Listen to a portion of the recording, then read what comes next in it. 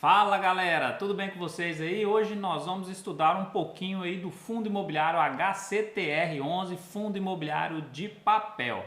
Mas antes disso, aquele pedido de sempre, não esqueça de se inscrever aqui no canal, ative esse sininho de notificações para você receber tudo que eu postar aqui e dá uma curtida também, que aí isso ajuda o YouTube a divulgar esse vídeo para mais pessoas e também ajuda o canal a crescer. Começando com algumas informações interessantes do HCTR11, valor atual da sua cota R$ 102,78, um PVP de 0,84, então o fundo está se negociado abaixo do seu valor patrimonial, está com desconto, está barato de certa forma, e um dividend yield bem atrativo de 17,19%. Muito bom essa distribuição dos dividendos. Qual que é o objetivo do fundo imobiliário? É um fundo imobiliário que busca proporcionar aos cotistas a valorização e a rentabilidade de suas cotas no longo prazo por meio de investimentos em ativos imobiliários, oferindo rendimentos e ganhos de capital advindos destes. E a política de investimento, o fundo investirá preponderantemente em certificados recebíveis imobiliários. O início do fundo 19/9/2018, o gestor é a Hectare Capital, o administrador é a Vortex. Taxa de administração, controladoria e custódia 0,21% ao ano sobre o patrimônio líquido, taxa de gestão de 0,99% e taxa de performance 10% sobre o QCD, a variação de 100% do CDI. Aqui do lado, o patrimônio líquido dele de 2,5 bilhões de reais, então é um fundo grande no mercado, tá bom? O número de cotistas 204 mil, também tem uma base de cotistas muito boa também. O HCTR está pagando um dividend yield alto daquele jeito, porque boa parte da carteira do fundo imobiliário, boa parte dos CRIs, eles estão nessa classificação rate aqui, uma classificação de grau mais especulativo, então tem uma qualidade baixa, os ativos ali, os CRIs que compõem essa carteira. Então tem um risco de calote, de inadimplência maior. Então é o gráfico clássico aqui da relação risco-retorno, né? Quanto maior o risco que existe dentro daquele determinado ativo, maior o retorno esperado, maior é o prêmio pelo risco que você vai cobrar ali para investir em um ativo como esse. Então, pagando dividend yield muito alto, você sabe que ali por trás daquele fundo imobiliário tem um risco maior.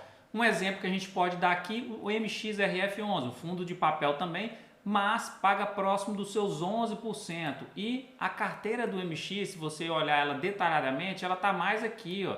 A carteira do MXRF11 é mais por aqui, então um grau de investimento de qualidade alta, então é menor o risco, então o prêmio pelo risco e retorno vai ser menor também. Então isso aí é importante você analisar a carteira dos CRIs que compõem os fundos imobiliários que você vai colocar dentro aí do seu investimento. Um fato curioso para a gente olhar aqui, por exemplo, junho de 2022, o resultado do fundo, ele teve um resultado de 31 milhões, e a distribuição do fundo, ele distribuiu 33 milhões de reais. Então ele distribuiu mais do que ele teve de receita, de resultado ali, e ele tirou de onde? Aqui, ó, tirou das reservas de lucro que tem aqui, ó. Toda vez que fica no positivo, ele guarda um pouquinho aqui a reserva do lucro e distribui um pouco menor e vai guardando essa reserva para esses momentos.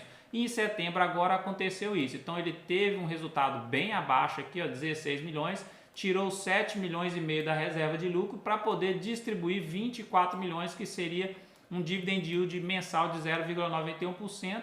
O mês anterior também foi 0,91% e ele já parou de pagar aí, pelo menos nos últimos 2 meses, acima de 1%. Aqui a gente consegue enxergar melhor a rentabilidade dele no longo prazo, então está diminuindo aí de maio de 2022, está diminuindo a rentabilidade dele. E aqui embaixo, uma coisa muito importante que você tem que aprender sobre os fundos imobiliários de papel. O fundo imobiliário de papel, ele não investe no imóvel em si, não é um fundo ali que investe em tijolo de verdade, né? Então ele investe em títulos de renda fixa atrelados ao setor imobiliário. Então você recebe principalmente os juros desse título de renda fixa. Então não tem a valorização do imóvel e por isso que é muito importante você fazer o reinvestimento dos dividendos para você enxergar isto daqui no longo prazo. Aqui a gente enxerga, ó, rentabilidade da cota patrimonial mais a distribuição dos dividendos. Agora, essa azul aqui, ó, se a gente olhar essa azulzinha aqui, seria só a rentabilidade da cota patrimonial. Isso ocorre muito nos fundos imobiliários de papel. Já os fundos de tijolos têm também a valorização do imóvel e aí tem a valorização da cota ali juntamente com os rendimentos. Então o fundo de papel tem essa característica aí que é importante você sempre fazer o reinvestimento dos dividendos para você enxergar o crescimento do seu patrimônio no longo prazo.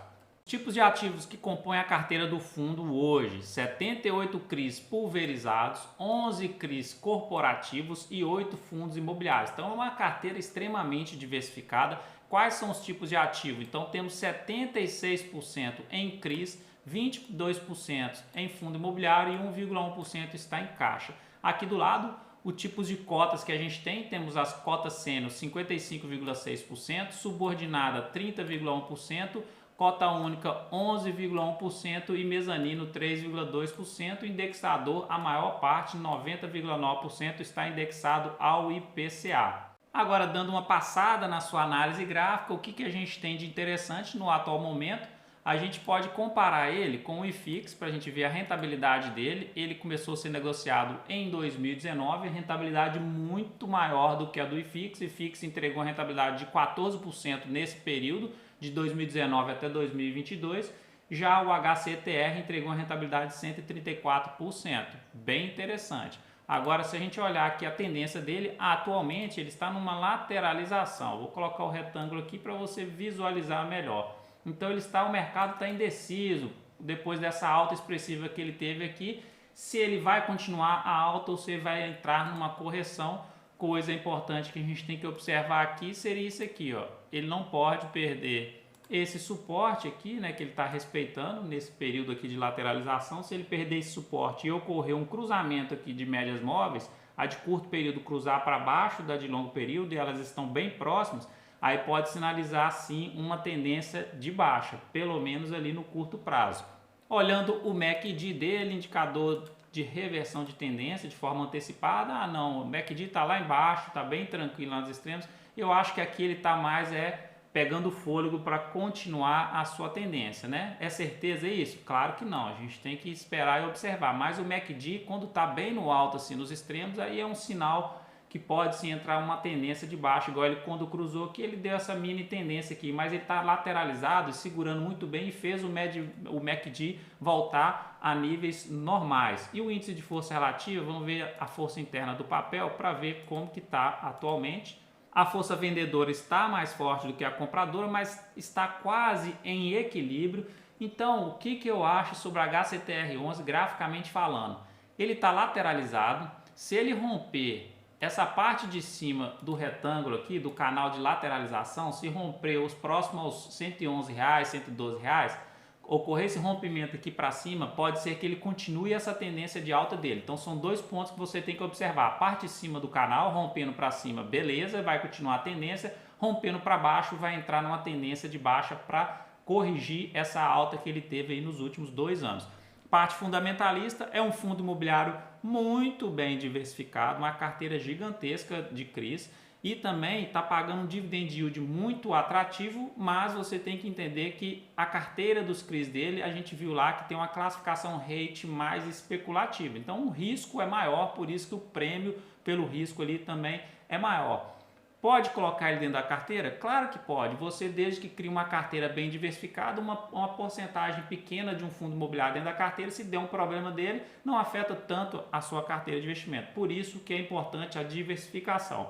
Beleza? Então esse é o estudo de hoje, um apanhado geral do HCTR11. Se você gostou, dá uma curtida aí e se inscreva aqui no canal também. Então um grande abraço e até o próximo.